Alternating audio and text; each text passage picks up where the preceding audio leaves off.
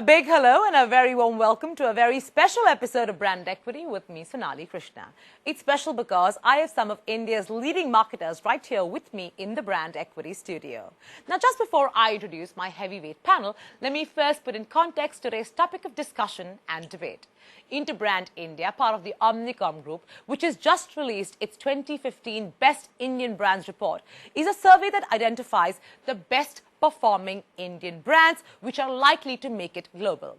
Some of this year's 30 best Indian brands are poised to rise because they have learned to move at the speed of life. Not only are they keeping pace with a rapidly developing country, but they're also keeping pace with the constantly changing needs and wants of consumers throughout India. This year's report sees the top 5 slots occupied by Tata, Reliance Industries, Airtel, LIC and SBI. The top risers include HCL, Kotak, Tanishq, Infosys and Asian Paints. And to take the conversation of poised to rise further, I'm joined by the Interbrand India CEO, Ashish Mishra, Mukund Rajan, the Chief Brand Officer, Tata Group, Shireesh Joshi, Head of Strategic Marketing of the Godrej Group, and Apurva Chamaria, Vice President and Head of Global Brand and Digital Marketing, HCL Tech. Thank you so much for joining me, gentlemen. Truly a pleasure hosting you right here in the Brand Equity studio. Ashish, let me start with you. Every year, Interbrand has a different theme. And this year, rather 2015, you decided to have Poised to Rise.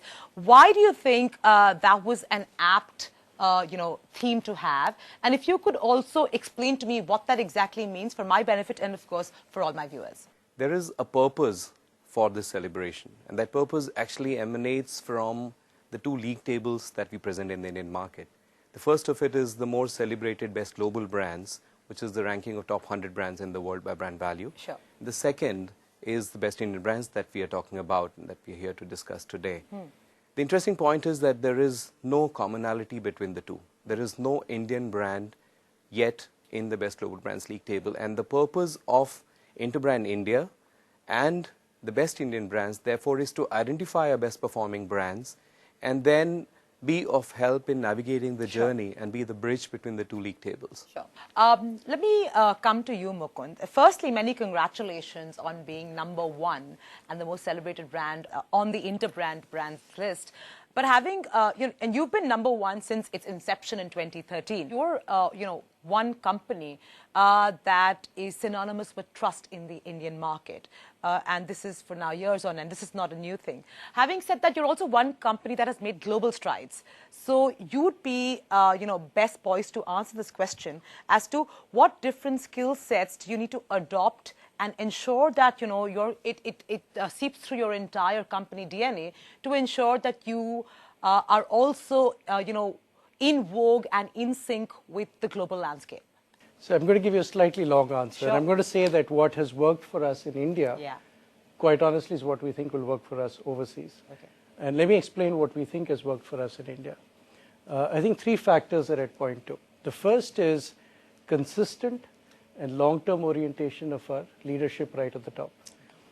Not many people are aware that in the last 147 years of our group's history, we've actually had only 6 leaders.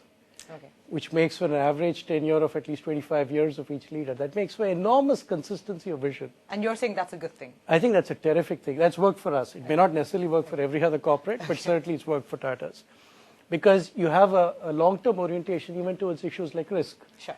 When you want to build a brand in global markets, you have to be willing to take risks. You have to be willing to stumble, fail, pick yourself up, and try again. Sure. When you have a long-term leadership that allows you to do that perhaps better.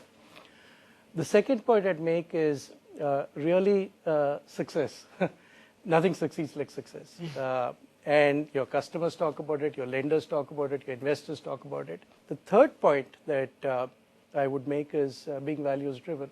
And I think in the last 15 years, particularly for corporates around the world, you saw the dot-com boom and then the bust. You saw the Enron fiasco in 2007-8. You saw the global financial crisis. Yeah. I think there is a trust deficit. And corporates around the world are trying to overcome that. Sure. If you're values-driven, there's alignment of those values, and that's reflected in the respect and trust your stakeholders have for you. I think you're halfway there in terms of being able to present the brand in overseas markets as well. Sure. Let me come to you, Apurva, HCL Tech. difficult company to actually make a consumer connect because it's more B2B. Having said that, you, I believe, have been rated one of the fastest gainers, correct? Yes. In fact, for the last 2 years. For the last 2 years, right? Which is amazing. And you're, you're one of the companies which is poised to rise. Yeah. So you already are present internationally, as in terms of a business. But you now have to work on, your brand being out there and visible.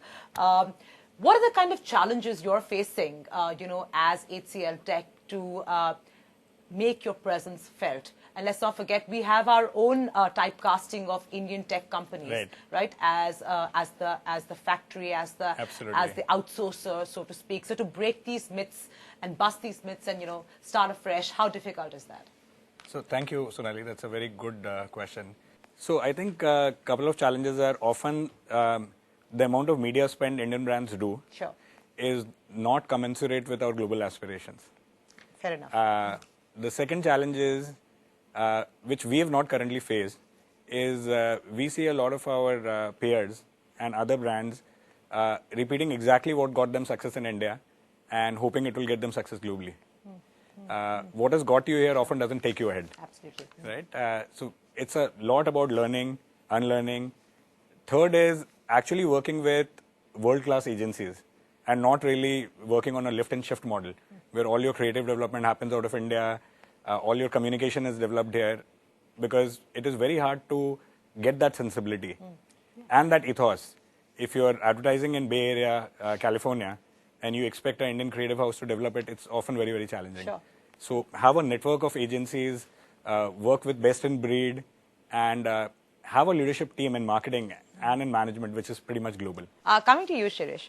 Now, Godrej, of course, is a well-entrenched Indian brand, and obviously, Interbrand is nudging you and telling you that you are now a brand ripe enough to make your mark overseas. But having said that, we all know that you're already present in other developing markets as a business. But as a brand, do you even find the need to be going, overseas, given that you have so much demand in-house? Well, it's a two-part answer. Yeah. And the kind of group we are in, if I were to divide that answer between presence that we've got through our consumer products, which has been largely through acquisition in local markets in many parts of the world, and then our engineering divisions, which have customers internationally. So in the consumer business, since our presence there is largely through acquisition of local brands and local businesses, at some point in time in the future, there may be merit in thinking about the Godrej brand. But right now, we do not see merit in investing in Godrej brand, where the history and experience of the Godrej name has not been there. Perfect. In the engineering division, it's a different story, because it comes with the stature and a 100-year history of having provided engineering solutions initially to Indian industry, but increasingly over time to international customers as well. So our processing equipment gets exported to Middle East and other places. Our chemicals division sells surfactants and fatty acids to customers around the world. So division by division, we do have customers around the world, but there it's a very industry-specific one. So I guess we're some time away from looking at significant scale and investment and at a group level behind the brand. So it's largely an industry-by-industry conversation, and largely in the engineering and B2B side of things. Fair enough, fair enough. Ashish, just some, if you can throw some light on the way you have ranked companies, because like Shireesh said, right, they have a really good business going here, and it's not, they don't find the need right now, at least, to go overseas. So why would you put them also in the same bracket as poised to grow? Well, so there are a couple of nuances within this. The first one comes from the fact that with connected markets, with globalization, it's impossible not just for Indian brands, for brands anywhere, to look at only the domestic market, because you may not be competing in the foreign markets, but the big global majors are competing in your backyard. Yeah. And to beat them, you better be a global brand, or at least behave like a global brand. But Godrej, from what Shireesh said, the domestic demand, the consumption opportunity in India is tremendous, and not just for the Indian brands, for the global brands as well, which is why they're making a beeline here. So in terms of business opportunity, it suffices to target here in phase one. But the reason why we put them in the bracket of brands that are poised to rise, poised to rise in their value, poised to rise in their strength to a global stature so that they compete with global brands well enough. And the natural second phase would be for them to go out and take on the global brands in their backyard. Let me come to you, Mukund. I want to talk about the fact that Tata has publicly stated that they want to be, one of the top 25 globally admired companies by 2025. And so you have some time, close to about 9 years, I would say. What is that roadmap really? And I'm also aware that, you're just about going to be releasing your global campaign for the first time, positioning Tata as a global brand. So if you could take me through that exercise as well as the 9-year roadmap to 2025 to achieve what your goal is. Sure. So the 2025 vision was like a stake in the ground to say that by 2025, a quarter of the world's population, it's at least 2 billion people, will experience the Tata commitment to improving the quality of life of both communities and customers. Okay. So that was the principal statement. As a result of that, we said we believed our brand would be amongst the 25 most admired brands in the world, and our aggregate market cap would place us amongst the 25 most valued corporations in the world. So those two were consequences, we hoped, of delivering on the first. That the brand campaign that we want to launch, initially in our principal overseas markets, which are the United States, North America, Canada, and the United Kingdom, would largely take elements that we think have worked for us in India. So there are 3 critical brand messaging corridors around which we are constructing the campaign. Okay. The first is that Tata is global. Okay. We happen to have Indian origins, but today we're really a global corporation. 70% of our turnover is generated outside of India. Second, that Tata is trustworthy. So our reliance on the business excellence model, on our code of conduct, really is a reflection of how we're trying to do our best to deliver product and service that appeals to our stakeholders and gives them value over time. And third, that we're a good corporate citizen, which I think in today's world, people are increasingly looking for. I mean, India has become, as you know, the first country in the world, I think, to even legislate that large corporates have to devote 2% of the net profit to CSR. Mukund, if you can highlight some of the problems and, some of the attachments and not good attachments that come with being an Indian brand overseas and trying to, break out of the mold that, globally we are perceived by? I'm not sure I completely buy into some of the arguments people make about the country of origin discount, if you will. So there are suggestions that, for instance, because India is associated with issues from time to time to do with, let's say, corruption, that something is inherently flawed or problematic with Indian corporates. I don't buy that, because you won't have the kind of success that so many of our corporations have enjoyed overseas. What I do think India lacks, and that's a real shortcoming, is perhaps adequate investment in R&D, innovation, and really creating IP. So you don't think that Made in India, and maybe you can come in also, you don't think, tags like Make in India, for instance, everybody has something that you attach with a Made in. So for instance, Made in China is cheap, right? It's synonymous with Made in China. Similarly, Made in India stands for low quality, I'm not sure that's the case, because now, in fact, take a sector like defense, where many of the tier 1 companies from overseas are trying to address India's homeland security and defense needs, and very, very protective of their technology. But now coming into India under the Make in India banner, trying to partner with Indian companies, transferring technology. And they wouldn't do that if there was any concern about quality, because you're delivering very sophisticated products that people's lives depend on. And we are doing as good a job as any. I'll give you a small illustration from the Tata stable. We are the single source supplier for the S-92 cabins, the helicopters, produced by Sikorsky, on a technology transfer pact with us. Those are the helicopters that fly President Obama. So Marine One is a Sikorsky S-92 helicopter. You wouldn't have that happening if people had concerns about quality in India. Then maybe there's a problem in communication or translation of, perhaps, what is happening on ground to how people are viewing us. That I would absolutely concede. I think we can do a much better job of telling our story. Yeah. Absolutely. And the example from Korea is, again, a wonderful precedent, because there was a time not too long back when there were no Korean brands that were considered to be global brands. And if you look at what happened with that market, there was one brand that broke the ceiling, and that was Samsung. We have an experience of working with Samsung for a long time. And the way, the science through which Samsung aligned its capabilities with the global demand drivers was to correct that perception systematically. Therefore, quite like Samsung and then followed by Hyundai, and then there are Chinese brands that are coming into the global brands list. Huawei and Lenovo are the two Chinese brands that have come which was in. my next question. Yes. Saying, the fact that, as economies, we've been compared for now eons now. Right. But they have two brands and we have none. Yes. Right? So, which is what I want you to address, saying, if we're doing so much, and some companies have actually made great strides, but where is that problem? What is the problem? Why is there not even a single Indian brand on the global list? You want to take that? So it's an interesting question. I think the Indian brands or brands owned by Indian companies, Indian heritage companies are already there. Tetley is a great example. JLR is now owned by an Indian conglomerate.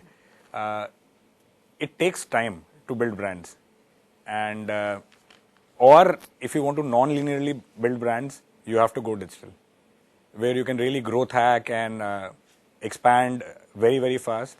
So a lot of Chinese brands, whether it's Baidu or Alibaba, are not present globally, but are yet global brands. Sure, absolutely. So Baidu services China, but around the world people know about it. So an interesting paradigm is being created where a brand doesn't need to have global business to be global. And that's a huge challenge. You want to be global. You have limited budgets. You can't get into US and do what Coke did to become Coke. They have a 100-year heritage, so you need to do something else. That answer lies in channel innovation. So a campaign is basically creatives plus channel. Yeah. You will get the creatives right, but if you don't have the media muscle behind it, you're not going to cut through. Digital allows you to cut through. If you get your messaging right, with very limited spends, you can go viral. So you're saying it's still a long journey? Absolutely, because it's easy to get business from overseas. More than 80% of our business comes overseas. But are we a household brand in North America? No, we are not. Yeah. Well, I'm glad you brought the JLR example, and, you could answer it along with you, Mukund. Is that how many people know which Indian corporation owns it? Not in India, right? But, I mean, overseas, in the market. So let me tell you the results of our surveys. In key influencer audiences, particularly the government, media, other corporates, and investors and lenders. There is complete understanding in the UK that JLR is owned by Tata. Of course, but that's an educated audience. Exactly. Huh. The man on the street probably would not. Yeah, that's exactly my question. Yeah. So, what are you doing? Why aren't you putting it out there?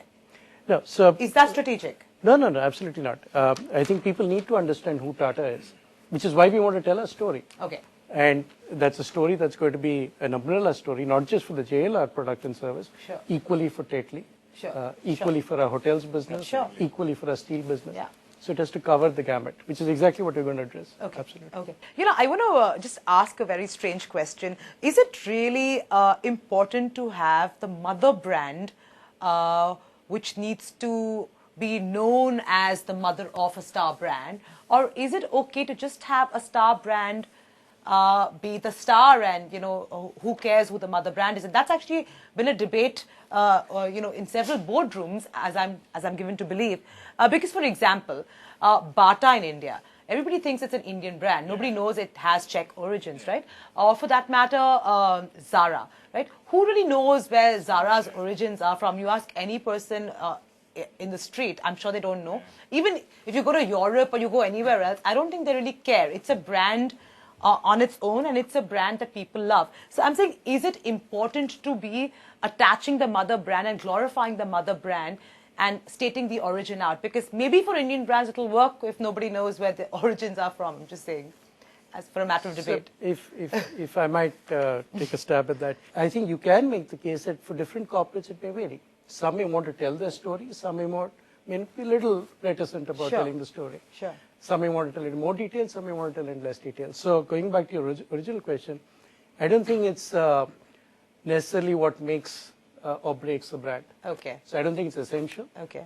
But depending on what kind of organization you are and how much into the future you're thinking, it may be relevant and valuable for you to explain who is finally behind all of these products and If I may, services yeah. and their value system. Sure. If I may add to that, if you look at the Do you have the Lexus same example- opinion as him? Yeah. Or you want to challenge him? No, I really don't want to challenge him. I have the same opinion as him. If you look at the Lexus example, there is a reason why the parent brand was not slapped onto Lexus, because they Right. wanted it to be premium. Okay. So depending on the situation, it varies whether the parent brand is going to be brand additive or brand dilutive. Absolutely. For the child brand. Sure. Let me just go into the last leg of this discussion, and the question being, as global marketers, how do you think India is being perceived today? Have we come a long way, or are we? Is it status quo, or have we, fallen short of where we should have been? Because that is a direct impact for all of us, and more importantly for all of you here who are trying to make global strides. Let me start with you. So I think there has been enormous expectation from India for a while now. Sure. And in that sense, perhaps we have underachieved, underperformed our potential.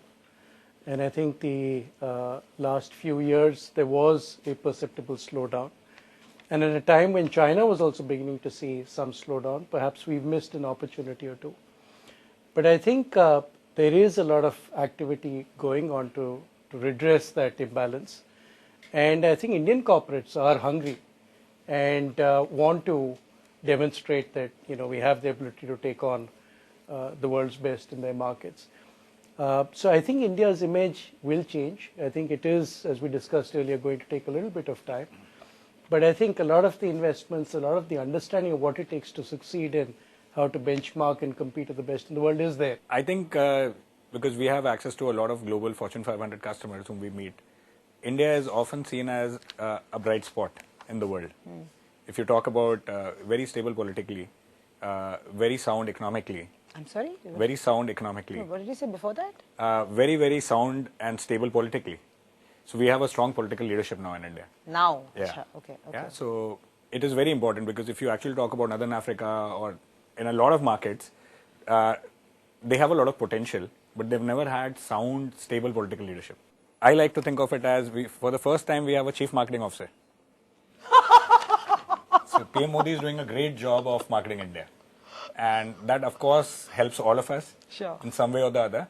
And there is a very, very heightened sense of optimism and expectation from Indian companies and Indian brands. So I think our time is here right now. I think India has become far more interesting than it used to be. From just being, let's say, a software powerhouse or a land of Bollywood, there are many other threads. Look at music industry with Jai Ho and now people making strides there. So across different walks of life, India is being seen, recognized. One good thing is we're also a fast-growing and a large market which is likely to be young. So we are attractive as a business, we are attractive as a culture, and one indication is simply how many people from international business schools, no Indian background, wanting to come and do internship in India, reaching out to us. That didn't used to be the case. And so very clearly people want to explore and experience India as part of the future world order. Last words from you, Ashish. Yeah, I would be ambitious to say, like Korea was delivered by Samsung. Korea didn't do a nation-building exercise and built the Korean brand. Samsung actually built itself as a global brand, and therefore Korea got the respect of having a global brand. I think one of the friends we have, one of the partners we have. Who are you betting on? Well, as things stand, purely number-wise, the number one brand, the most valuable brand in India is Tata. The pressure's on you. And, and Tata certainly can do that for India. Okay. It could be all. Yeah, absolutely. Be happy if there are more. Well, on that note, thank you so much, gentlemen, for joining me Thank you, today in the Brand Equity Studio. This has been Thanks, truly insightful. And with that, we come to the end of this special episode of Brand Equity. We hope you enjoyed the show. To take the time and drop us a line at brandequity@etnow.tv, or alternatively, log on to our Facebook page, that's facebook.com/brandequity, and tell us what you thought of this discussion. You could do the same on Twitter @Brand Equity Live. I'll see you next week, same time, same place. Until then, keep it real.